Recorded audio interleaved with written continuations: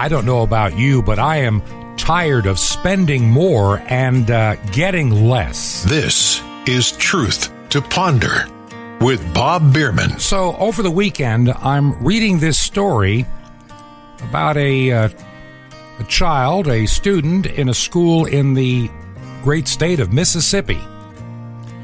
Now, of course, like many schools around the nation, all the students that do come to class where classes are allowed to be held, well, they're having to wear face masks, to prevent killing each other from the coronavirus.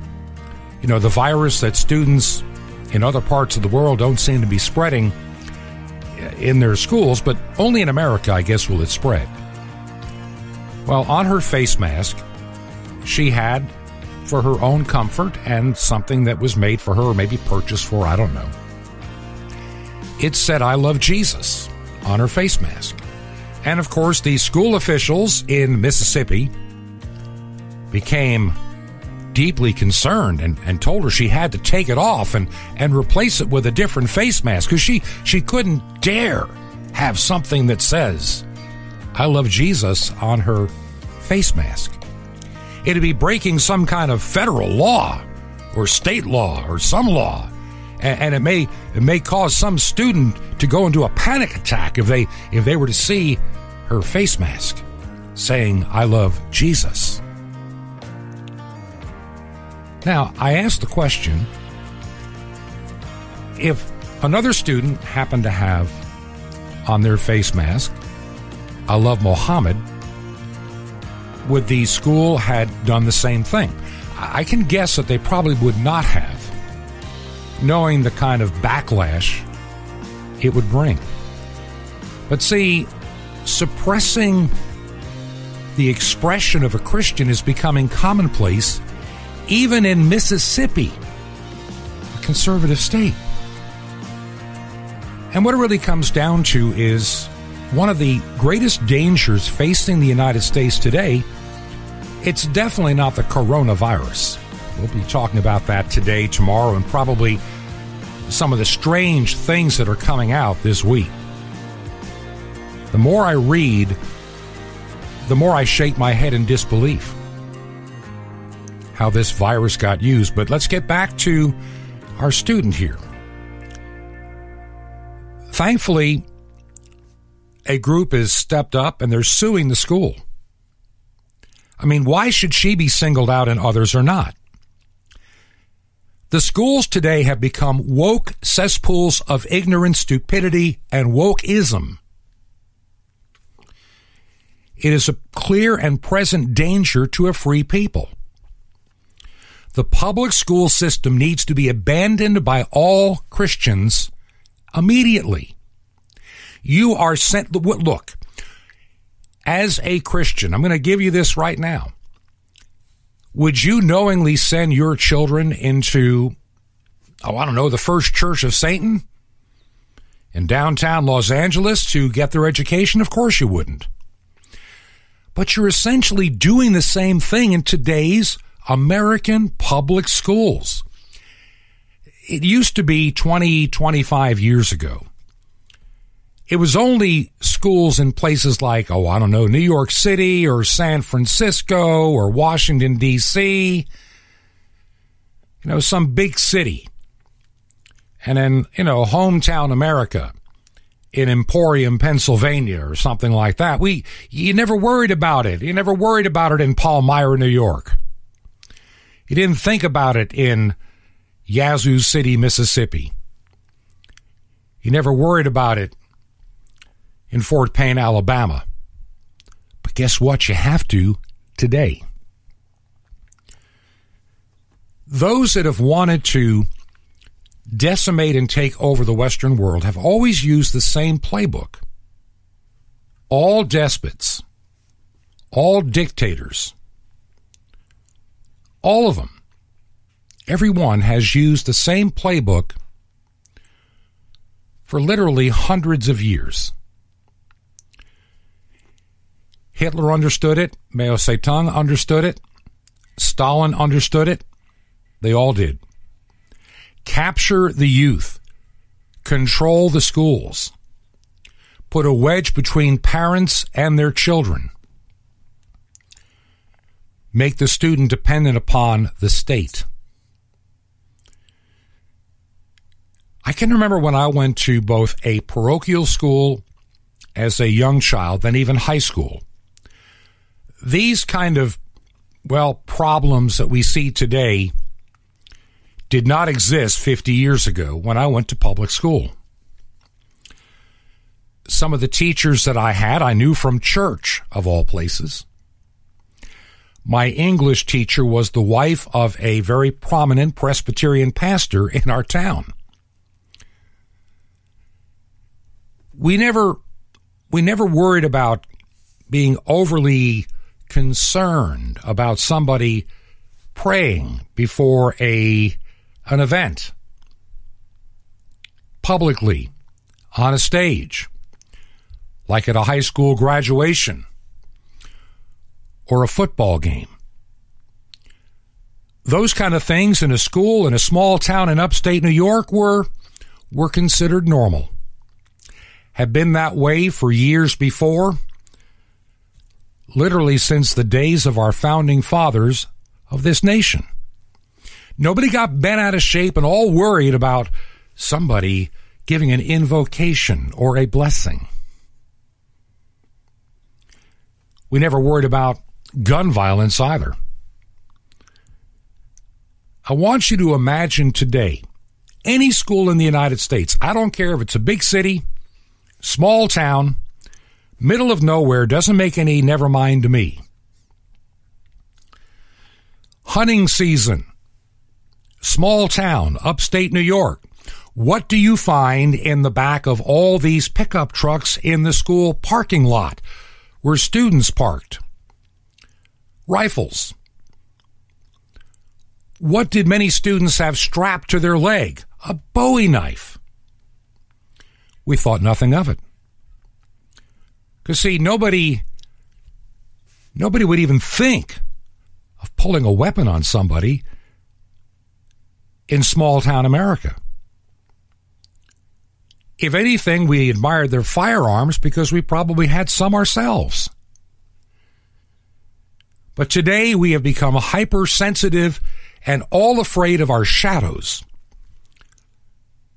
You don't dare have even a nail clipper or file in your purse anymore because you might find out with that nail file or purse in your purse, that's considered a weapon. You might kill somebody with your nail file because all people are evil and violent by nature and can't be controlled. How many students back in my day, I'm thinking of girls in particular, may have carried aspirin or something along that line with them? Today you can't do that. You know, these zero tolerance policies show zero intelligence and total stupidity on the parts of anybody in the schools that create such stupid policies that are devoid of common sense, reason, and most important, a legitimate reason. Schools have become intellectual sewers. They are nothing more than indoctrination centers, public schools. Public schools. You know, the ones that never can get enough of your tax money. I was reading a website called Public School Review, and obviously it doesn't take long to understand that they are full believers in public school only.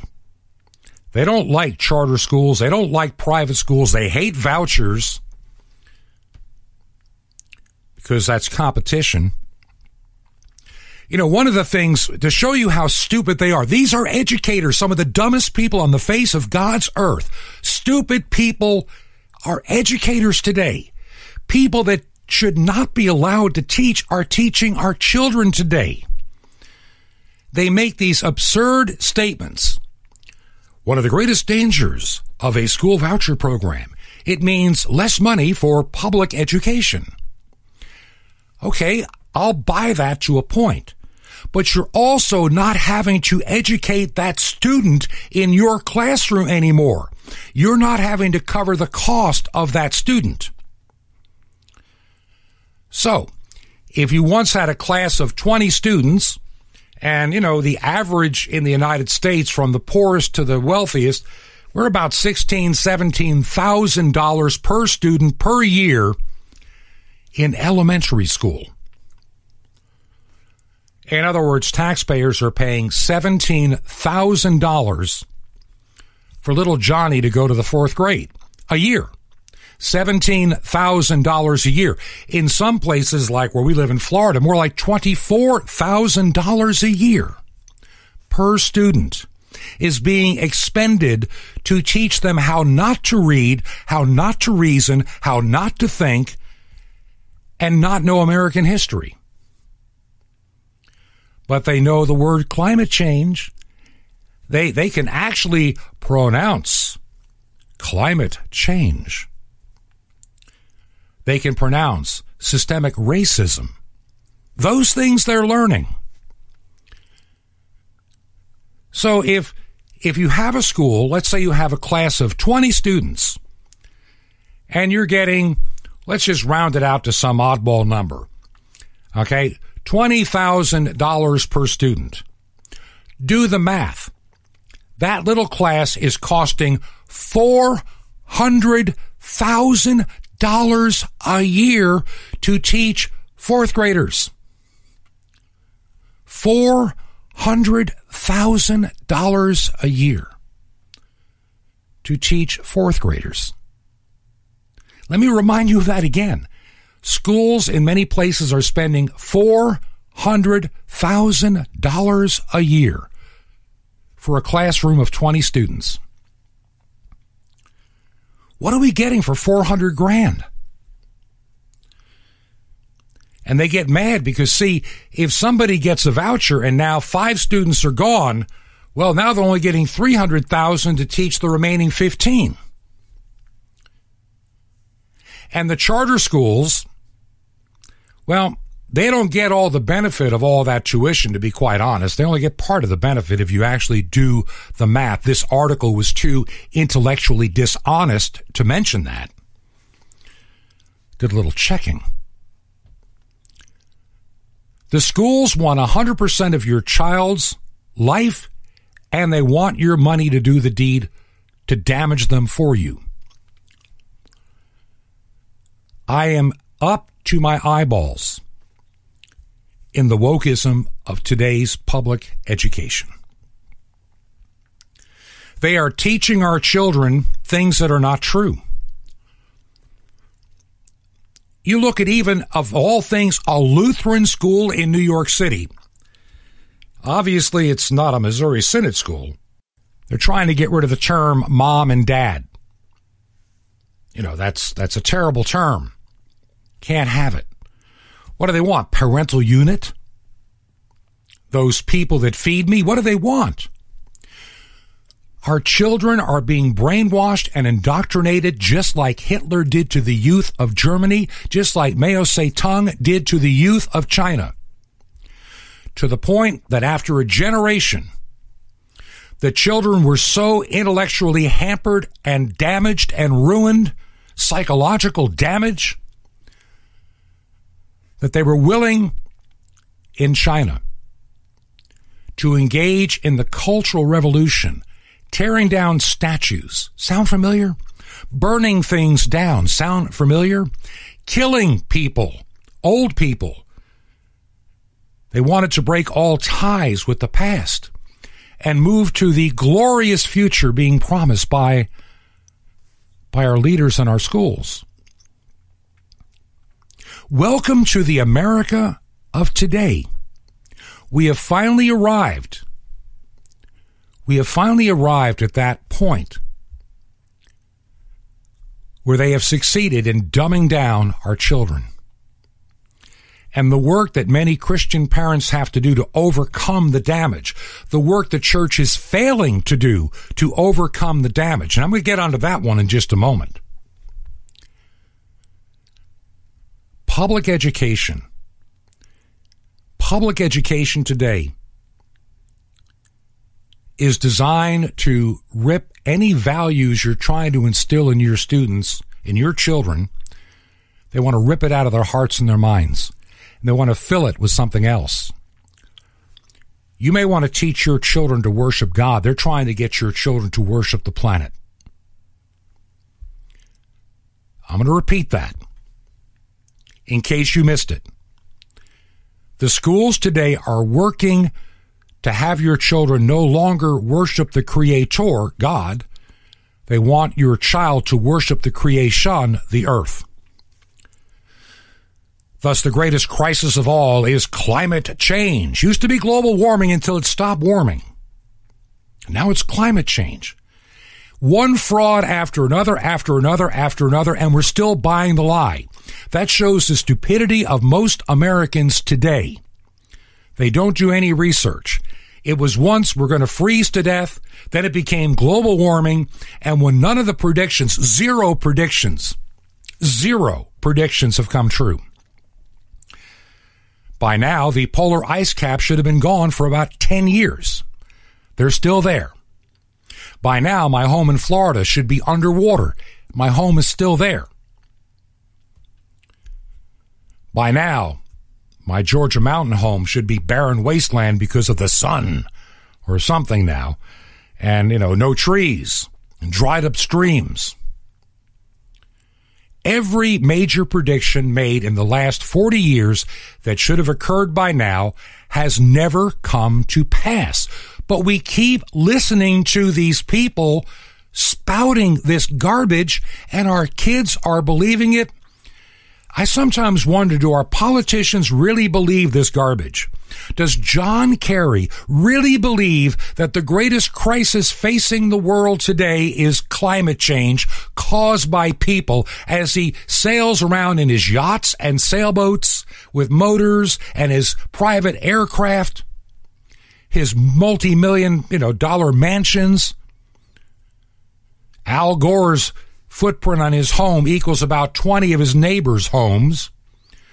None of these people, they don't do without, but they demand you do without, because they have become the multi-millionaire elites of this world, and they're using the education system to brainwash children to become their little foot soldiers in their army. Is any of this making any sense to you? Are you believing anything that I'm telling you? Are you concerned with what you see? That website I mentioned before, the Public School Review. And they're giving their reasons. They're giving their reasons why school vouchers are just a horrible thing, because it'll take away money from public schools and budgets, and budgets are so tight. Anderson County, South Carolina, small county in a conservative state, has not one, but they have 5 school districts. 5 districts. I know bigger counties like Greenville County in South Carolina simply have 1. So what has happened in many places, you have 5 six-figure school administrators and their assistants and their secretaries and their staffs and their buildings and their vehicles and their perks. You have all this layer of bureaucracy in buildings. Buildings they poorly maintain most of the time. You want a good example? Not many years ago, in a county that I'm very familiar with, they raised a lot of money to build some new schools. And they got on the ballot a school bond initiative. And it passed. And they built all these wonderful schools, and they did a lousy job building them, and they started falling apart about 15 years later. 15 years later. And so, what did they do? See, they never budgeted to maintain the buildings properly. They just, they figured the buildings are just going to be there. That shows the intelligence level of administrators of schools. They don't think ahead. And so they decide they this district needs more schools. Not a very big district, by the way. Not like it has, mega thousands of students. So they decide to do another bond issue. But they don't do it during the general election. They do it at an off time on a Tuesday, in-person voting only. And there's very little said about it in the news media. So many people didn't realize that there was this $130 million school bond referendum to build some new schools. And it passed because the educators went out and voted. Certain students in certain neighborhoods were told to get their parents to go vote. So they voted themselves a nice property tax increase without realizing it. And then they started building all these new schools to tear down the old ones they didn't take care of to begin with. What kind of an education is that for students that everything in the world is just disposable? I thought these were the ones that are talking about saving the planet and recycle. They're trashing whole school buildings. The other thing that they complain about is because many private schools are religious, the allowance of using tax dollars to pay for private schools is a blatant violation of the constitutional separation of church and state. To which I ask you, Mr. Educator that knows everything, pull out your stinking Constitution and show me the words, separation of church and state. I will wait.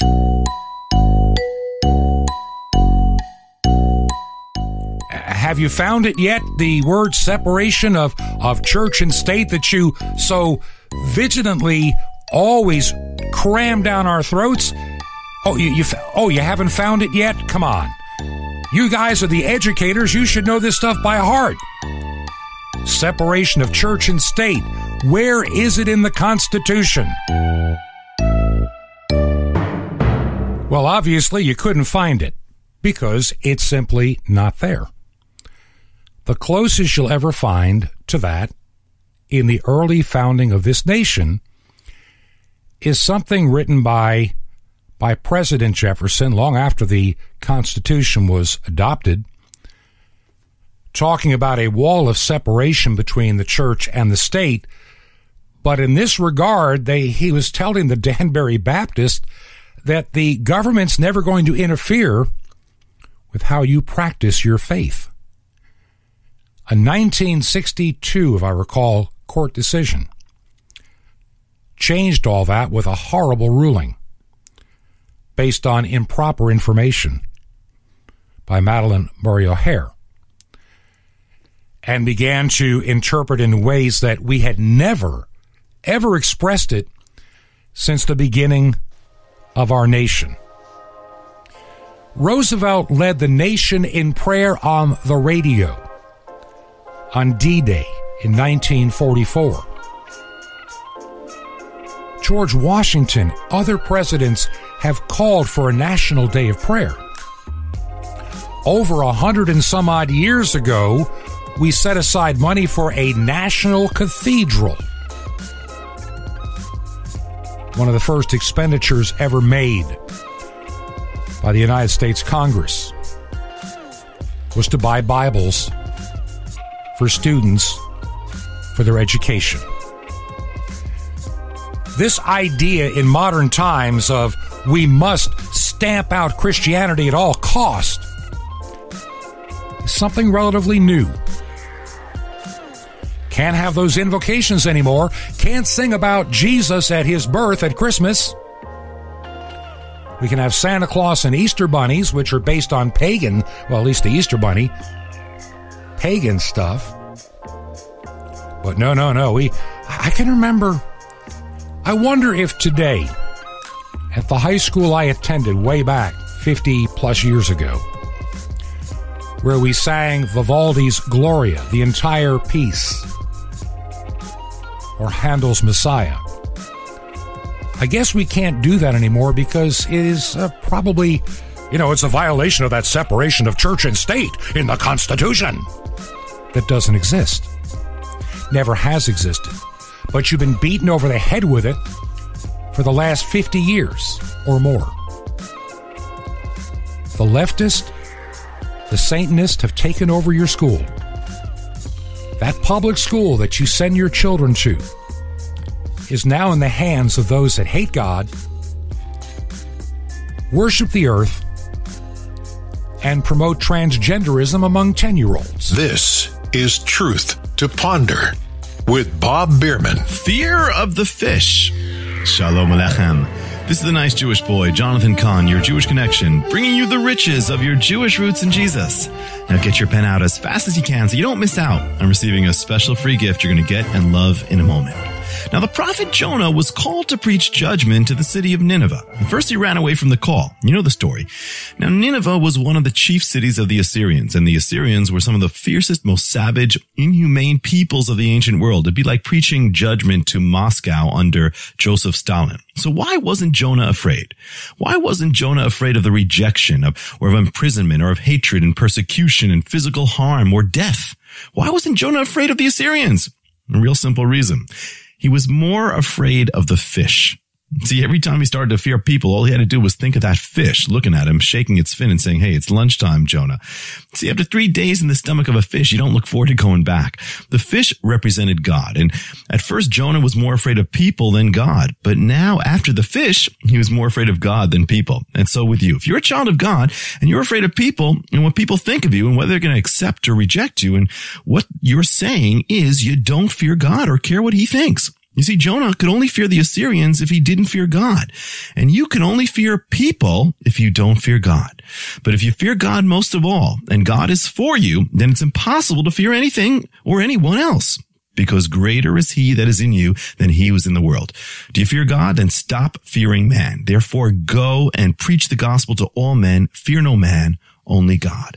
Want more? Ask for revival in Nineveh. Now, how'd you like to be faster than a speeding bullet? Able to leap tall buildings in a single bound? Or how about just move mountains? You can. With Sapphires, the super spiritual supplement to help turn your walk into a super life with God. Plus, the incredible mystery of the temple doors, all free. How do you get all this? Easy. Just remember Jesus' real Hebrew name, Yeshua, and dial it. Just dial 1-800-YESHUA-1. You'll be blessed, but call now. 1-800-YESHUA-1. Now, I invite you to join me in the Great Commission to bring salvation back to the Jewish people and to reach millions of unreached peoples around the world on 5 continents. Just call now. 1-800-YESHUA-1. That's YESHUA-1. Or write me direct, The Nice Jewish Boy, at Box 1111 in Lodi, Lodi, New Jersey, and the zip is 07644. It's a Nice Jewish Boy. It's Box 1111, Lodi, Lodi, New Jersey, and the zip 07644. Well, till next time, this is Jonathan Kahn saying Shalom Alechem. Peace be to you, my friend, in Messiah, Sar Shalom, the Prince of Peace.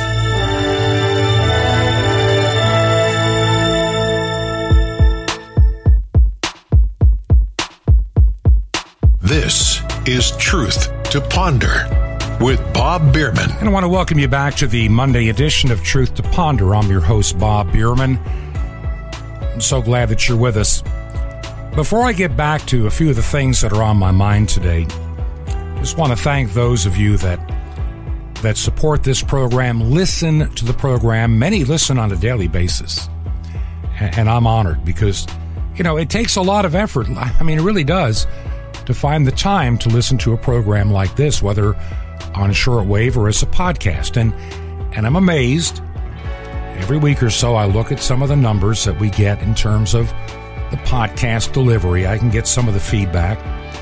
And it seems every week it goes up a little bit. So I'm thankful that there are more people listening as a podcast.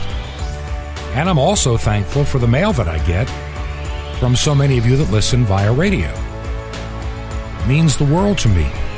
And for those that are willing to help financially keep the program on the air. I'll tell you more about that toward the end of the program. This week I had a little bit of a problem. I've got a few emails I need to reply to, but in the process of moving over to a different email client on my computer, I made a mistake, and I think I have lost a few of the emails that I'm trying to save. And I've got a couple of people that I promised to send an email to that are probably thinking I forgot about you, but now I have lost the email. And I apologize profusely. When you are a one-man operation, which we are here, I don't have a staff, I don't have a secretary, don't have any of that stuff. I don't have a producer, I don't have an engineer. I do it all myself, and some days are not easy. And when something like that happens, it just makes it even worse. So my deepest apologies if you didn't get a reply from me and you've been looking for one. If you've been thinking it's been a week and you haven't heard from me, send me another email, and this way I'll get your address. I apologize. In that process of making a change, because of a Windows update, I needed to make a change, and it didn't work out the way it's supposed to. So let me know. Once again, this is the program Truth to Ponder, and I started today in the first half giving you my very strong feelings about education in the United States today. It is dismal compared to when I came up. And honestly, as I do a little bit of research, and you look back to the 1800s or the early 1900s, kids coming out of a one-room schoolhouse with only an 8th grade education knew a whole lot more then than many of our college students graduating from places like Yale and Harvard and Princeton and University of Georgia or Florida or California or anywhere else you can think of. I remember reading an article about, maybe a couple of weeks ago that actually showed some of the exams given in various states, some of the questions. And I'm thinking, this is the kind of stuff I got more into in high school than in the 8th grade. But then again, understand the time in which we were living in the late 1800s, in the early 1900s. Somebody pointed out to me the great advantage of the one-room schoolhouse that educators today despise. There was an actual major benefit to having the one-room schoolhouse. I never thought about it until a person outlined it so beautifully. In today's education, we segregate little kids, and we have our kind of romper room kindergarten, and we try to, teach things along the way. That's been the theory anyway. One grade at a time, one grade at a time. And sometimes, as I look back now, even in my years growing up, sometimes they try to cram too much information too quickly. And that can frustrate a lot of students. I can see that now. In the one-room schoolhouse, they would work with different grades at the same time. While some of the older students are learning certain things, some of the younger students are reading. And as they would teach another group, then you had older students mentoring and helping the younger students all day long. They learned how to work in community better, get along with people beyond their own age bracket, which is why when you look over history, children that were the level of today's 5th or 6th grader had a much better vocabulary and spoke more like adults because they were with people that were older than them in the one-room schoolhouse. And they learned from their older peers who had been right where they were a year or two before. And so by the time they were coming out of the 8th grade, they were able to learn a whole lot more. Now, there's a guy, his first name escapes me, last name was Steiner, a German educator, had a theory. Dr. Steiner had a theory about education many, many years ago as he observed children.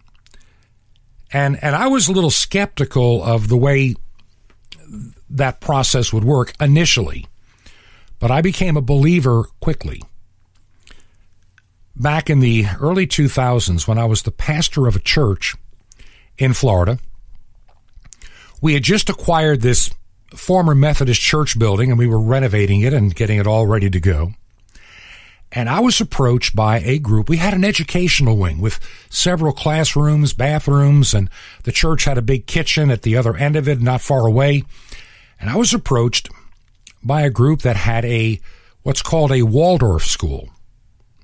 Now, I can't tell you what they do today, but I can tell you back then. And they were looking for a place because the place they had was going to be no longer available by the next school year.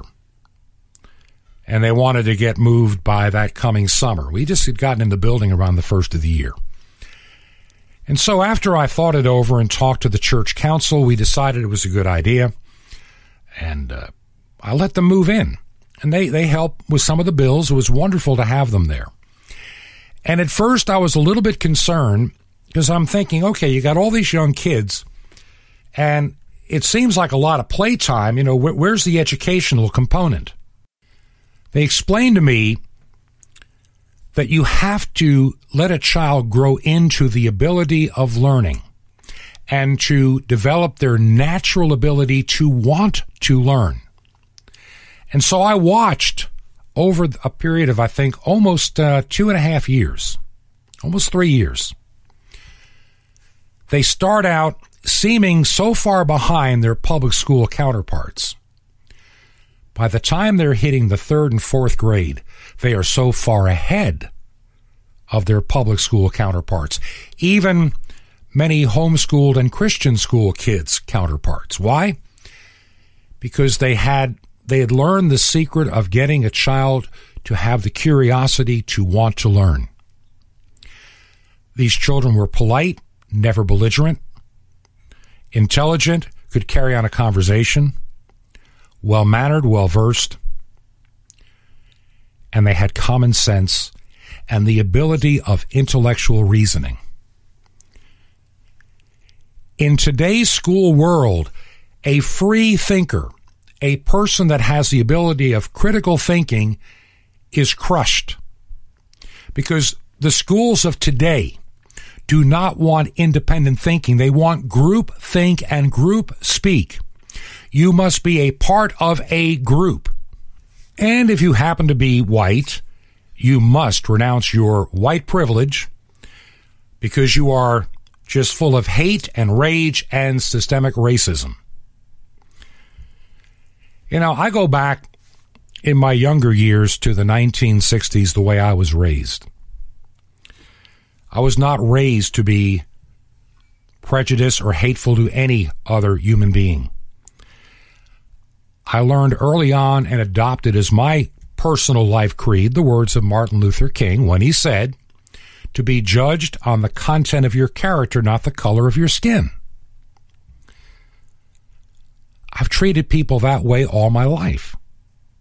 But see, now because I am white, I am conservative, and I am a Christian, I have some kind of guilt and privilege I need to somehow renounce. I need to give reparations. I need to grovel eternally.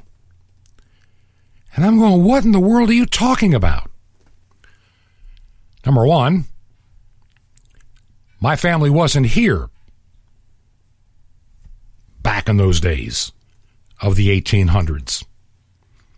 Only through adoption. One of the most insane things I've ever heard is you got people wanting to give one particular race like $300,000 for reparations. They want to give those that went to college like, a $50,000 stop paying your loan check. I wonder if I get $50,000 for not being in student debt. I don't think it works that way.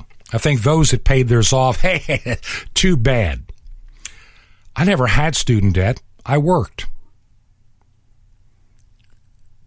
A lot of people did that back in our day until college education became so outrageously expensive in comparison to the general economy.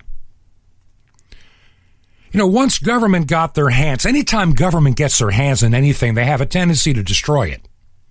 Just leave well enough alone would be my best suggestion.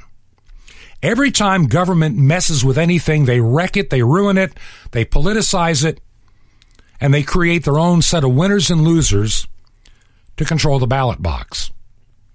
Education. Back when I graduated high school, you had basically, I came out of a high school that very, very, very, very, very few ever dropped out. I think just one, maybe two. I can't remember, but I'm thinking one, maybe two people I knew of that dropped out prior to the senior year because they had decent jobs. They were going to be laborers for their life. Probably some of them did very well. Others were taking courses in high school to learn trades like, servicing automobiles, working with machinery. And they were ready to go to work right out of high school with well-paying jobs. Others, like myself, went on to a 2-year trade school. Others went on to 4 years of college or 2 years of college. And then some, like myself, went back to college later for more, when the time was right. Today, there's a stigma that when you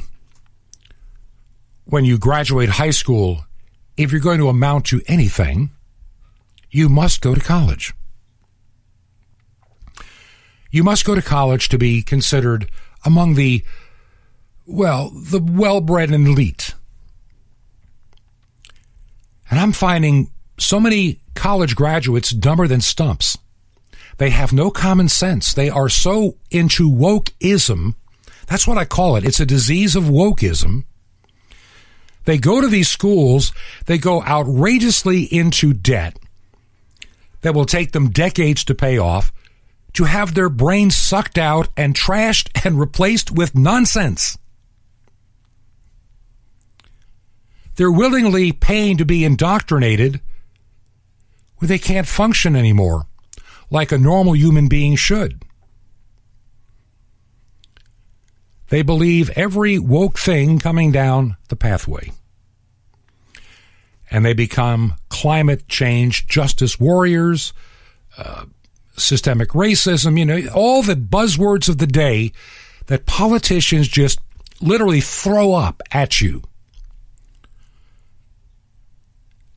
I think a lot of these politicians don't believe their own rhetoric, but they know people are out there stupid enough, uneducated enough, or indoctrinated sufficiently to buy whatever they're saying.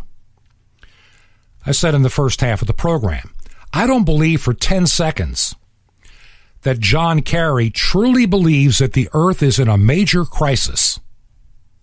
I believe he makes millions of dollars pretending the earth is in a major crisis, like Al Gore did with his phony carbon credit scam. It's all a scam. By now, the earth was supposed to be just a great big ball of fire with melted polar ice caps and most of the state of Florida underwater. This is what's supposed to have happened. Remember 2005? I remember it well. Hurricane Katrina hit New Orleans, and there was a lot of devastation. And everybody said this hurricane was caused by climate change or global warming back then. It was still global warming. We hadn't adapted to climate change yet. Global warming caused Hurricane Katrina. People died because of Hurricane Katrina. Whole areas destroyed. Well, here's why places got destroyed. The corrupt government of New Orleans and that entire region, that whole parish, have been taking all the money for their levies to protect their communities and spending it on garbage, trash, parties, and booze. And the money was never being put into the levies. These levy committees were partying and traveling on the taxpayer dime and ignored the levees. Here's the irony. The levees built by the French 200 years ago survived fine. It's the ones that, the modern day politicians were supposed to be bragging about and spending all these millions of dollars on that failed.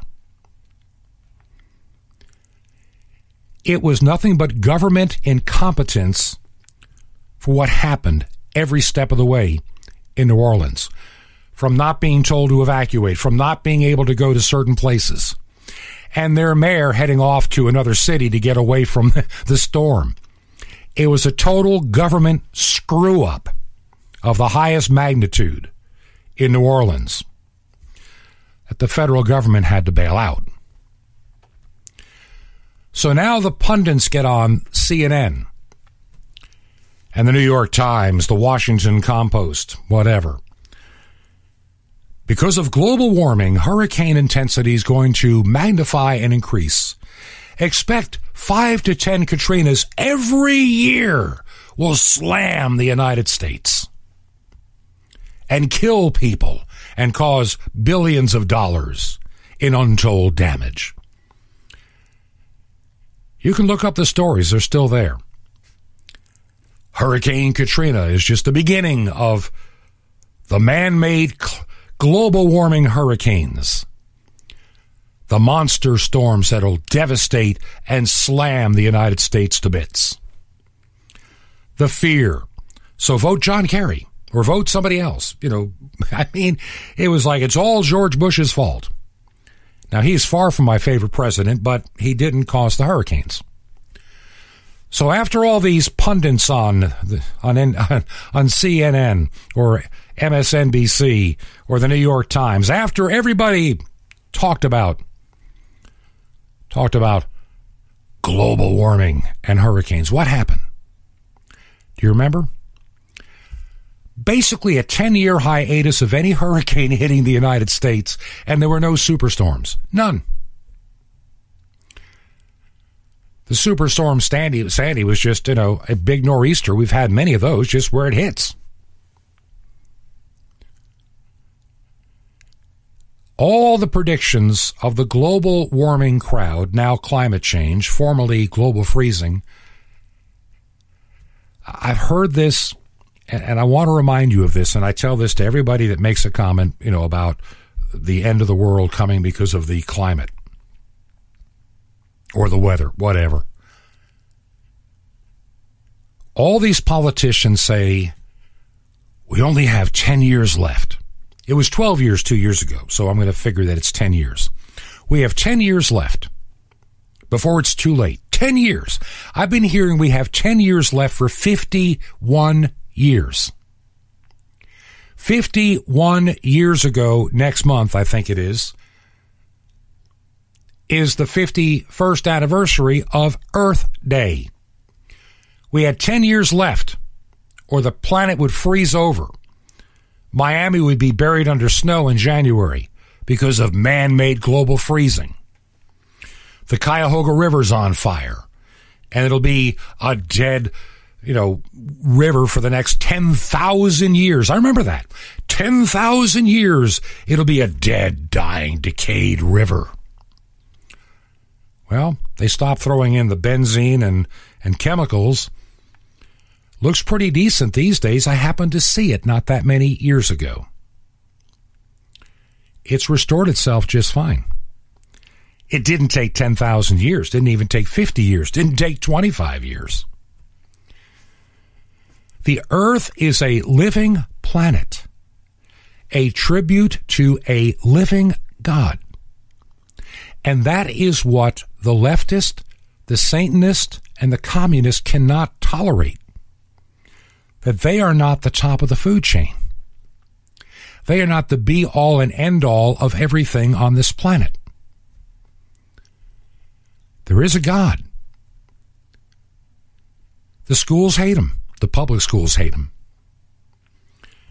Politicians on the left hate him, despise him, or mock him, or have decided to outvote and tell God. This is what burns me about some of the politicians. The Word of God is totally clear on a number of issues. Yet they are arrogant enough to wave their finger in the face of God and say, no, you do it our way, and I'm still a good Catholic. Miss Pelosi, Mr. Biden, you left your Catholicism behind when you adopted the abortion platform. You are no Catholic. On top of that, you are no longer any kind of a Christian because there is no fruit of your Christianity in anything you do any longer.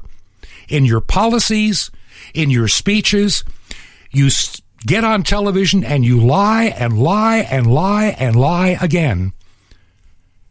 You're believing what Goebbels said. Keep saying the big lie until it is swallowed whole.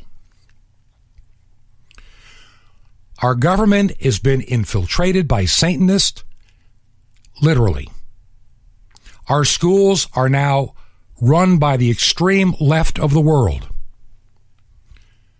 We are going bankrupt by hey, this new bill out there, anybody that has been reading it, what is it, like 5 to 9% of it goes to, quote, corona relief. The other 90 to 95% is pork barrel garbage to bail out bankrupt blue states, like New York. They can tax their people into oblivion and they're still broke. And people are leaving those states in droves. I don't blame them. Just if you come to Georgia, Florida, Tennessee, Texas, Alabama, make one promise, to leave the silly voting habits that put a guy like St. Andrew Cuomo into office. Leave those behind. Stop voting for the woke fools. Stop being a fool. Before I finish up for today, I want to get back to education for a moment and that website about public school review that is, secretly, they try to pretend that we're fair and balanced, but it's a bunch of baloney. They hate the idea of school vouchers. They hate the idea of parental choice because they want to run your kids. They want to control your kids because they believe they should raise your children. And parents, you need to get out of the school's way. And what I'm reading again, school vouchers, I love them because it gives parents choices. And that's why educators hate them. Public educators hate them because now we have competition. We may look bad. And every time, homeschool kids beat the stuffing educationally out of public school kids. Every time.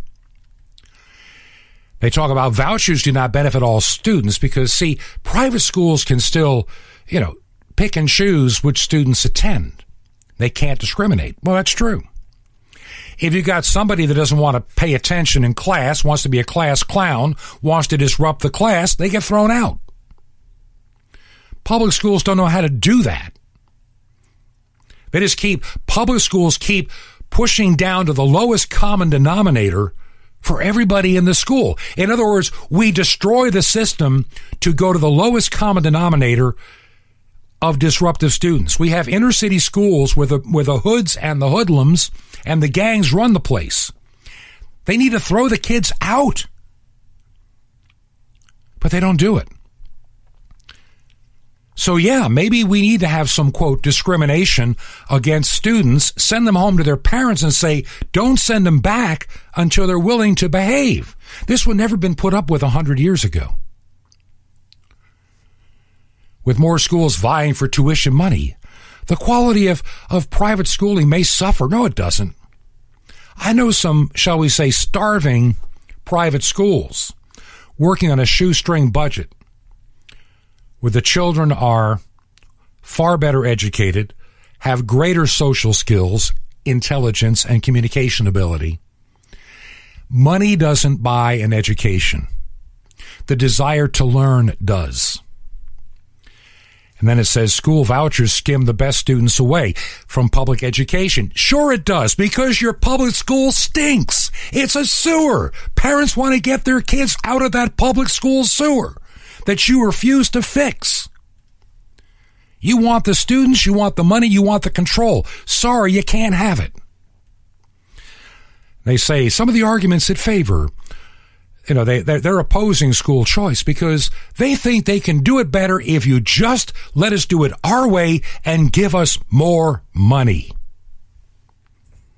I've had it with the public education system.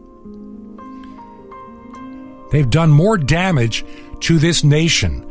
We have kids that just listen. If you have a computer and you can get on YouTube, not one of my favorite places, but I looked up like some of Jay Leno's old jaywalking series, talking to college students about basic stuff 7th graders knew 50 years ago. Like, who was the first president? It's really bad when you have a college student that has no idea that it was George Washington. Or who do we fight in the Revolutionary War? Well, one student said the French. I mean, it goes on and on and on. Ignorance of history means you're doomed to repeat it, which is the leftist goal. The left is determined to be the elite and have drones of their own choosing. And the dumbing down is not some kind of concept. It is absolutely real. It has really happened. Yeah, I'm sorry some of the best students leave a public school with a school voucher because they know your public school is an absolute sewer. When you didn't have the competition, you didn't prove you could do any better. And now you have educators in California. Oh, we're not coming back because of until you fix climate change. Instead, it's not the virus anymore. It's climate change. Or you fix this or fire every one of those teachers that does not want to come back to the classroom. Of course, it's California. They're woke. They've got brain syphilis going on at the highest levels. If I was made governor for a day, I'd fire every one of them and revoke their credentials and start over. And fire every administrator that is behind them. They're a true danger. Listen.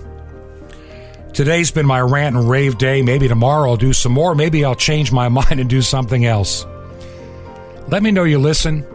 Go to the website, truth2ponder.com. I'm going to talk about better shortwave reception maybe tomorrow a little bit. If you believe in what we're doing, would you consider helping us out?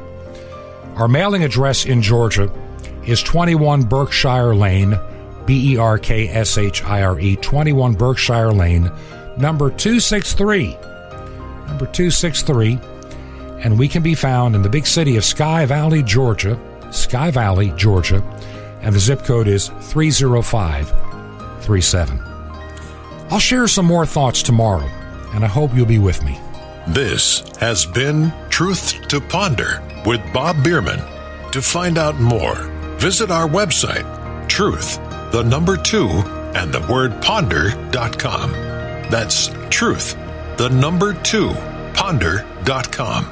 Truth to Ponder, shining the light of truth in a darkening world.